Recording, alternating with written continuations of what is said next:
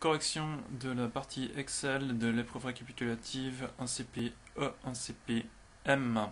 Deuxième feuille qui est de la mise en page. Premier élément qu'on vous demande, c'est de changer le nom de la feuille et de l'appeler statistique. Double-clic sur la feuille ici et statistique.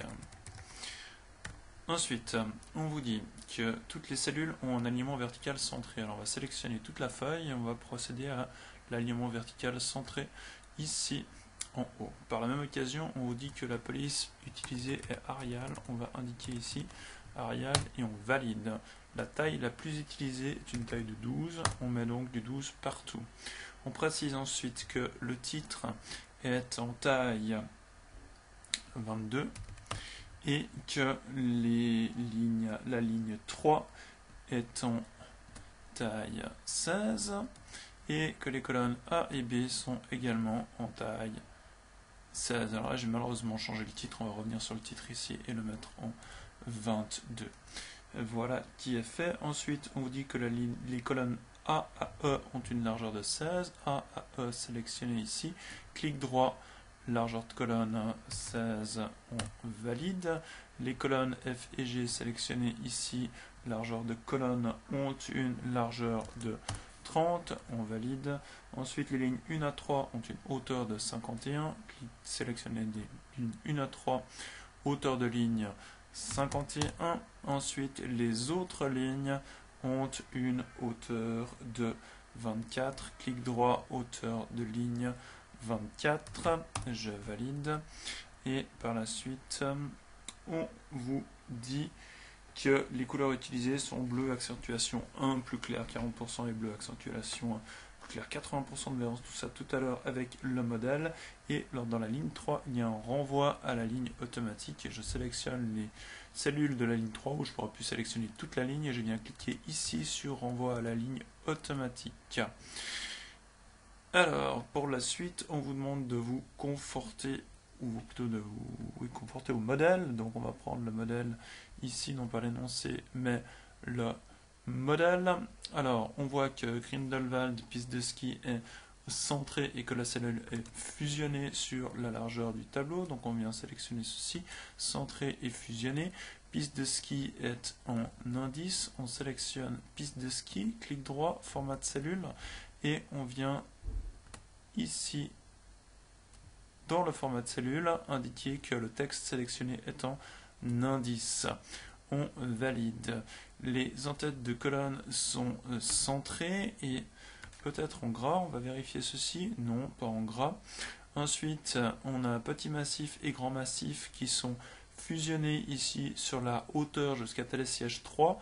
Et centré verticalement, le texte est à la verticale également. On va sélectionner ceci, on fusionne, on centre verticalement et horizontalement, c'est fait. On va donner un alignement de texte, ici texte vertical, et on va également renvoyer à la ligne pour obtenir le même résultat qu'avant. Vous voyez qu'on a exactement la même hauteur, le même nombre de lignes sur petit massif que sur grand massif. On peut donc tirer vers le bas et on a automatiquement la mise en forme et le texte qui a changé. On va cliquer sur l'icône qui est là en bas à droite et on va lui dire qu'on va recopier que la mise en forme et on obtient la même mise en forme.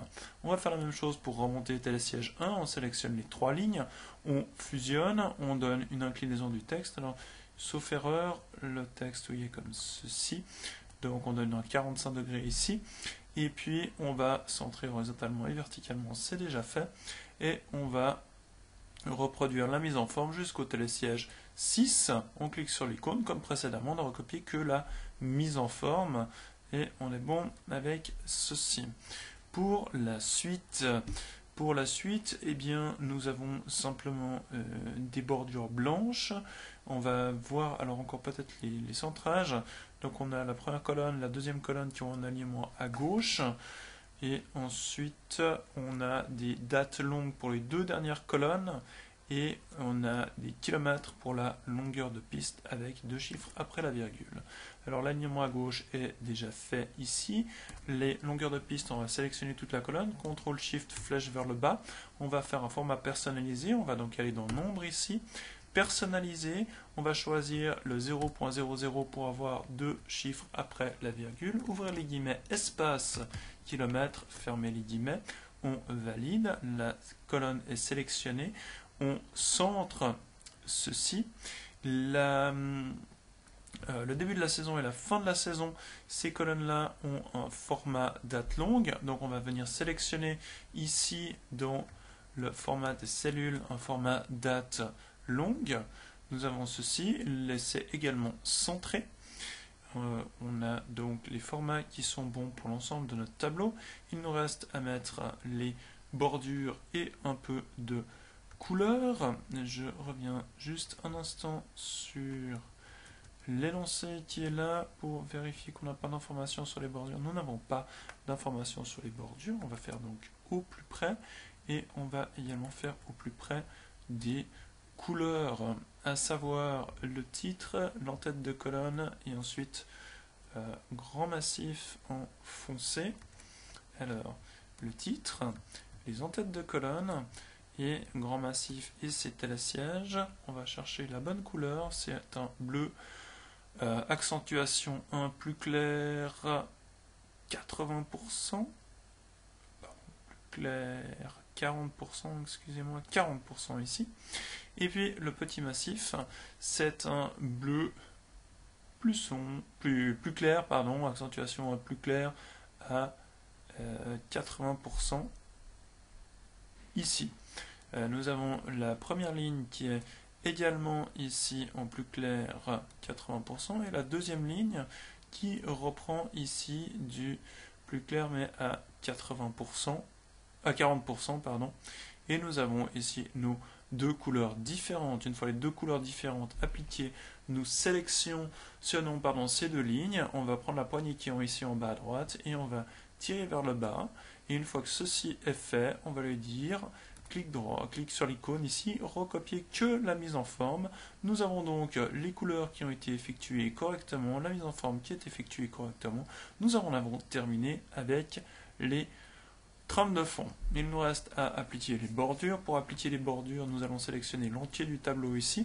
Nous pouvons faire un CTRL-SHIFT, flèche vers la droite, puis flèche vers le bas deux fois. Nous allons ajouter ici une bordure blanche, autre bordure, autre bordure. Nous allons choisir une épaisseur ici, un peu plus épaisse, nous n'avons pas d'indication, cela devrait correspondre. Et nous allons choisir ici une couleur de bordure blanche. Nous allons effectuer un contour et à l'intérieur, évidemment rien n'apparaît ici puisque nous avons choisi le blanc. On voit ici également que tout est blanc. Pourtant, on a bien une bordure blanche qui va apparaître. Je valide, j'ai bien ces bordures blanches qui apparaissent. Pour être conforme, on peut encore enlever ici le quadrillage et vous vous apercevez que cela correspond au modèle que nous avons. Pour la préparation à l'impression maintenant, dans la mise en page, on nous a dit que cela devait tenir sur une page. On va simplement ajuster ceci pour que l'ensemble de la feuille tienne sur une page à l'impression, donc une page en largeur et une page en hauteur. Pour le reste, on nous demande de nous conformer au modèle. Alors on va jeter un œil au modèle ici et on voit que c'est centré horizontalement et verticalement. Pas d'autres informations, si ce n'est qu'ici en bas, on veut le nom de la feuille automatique et la date automatique en pied de page. On revient dans notre Excel. Alors, oui, malheureusement, ici, quand j'ai une fenêtre ouverte, il ne m'affiche pas Excel. Je vais juste annuler ici pour pouvoir revenir dans Excel. Voilà, c'est chose faite. Je reviens dans mise en page. J'avais donc ajusté une page en largeur, une page en hauteur. Le format est un format paysage.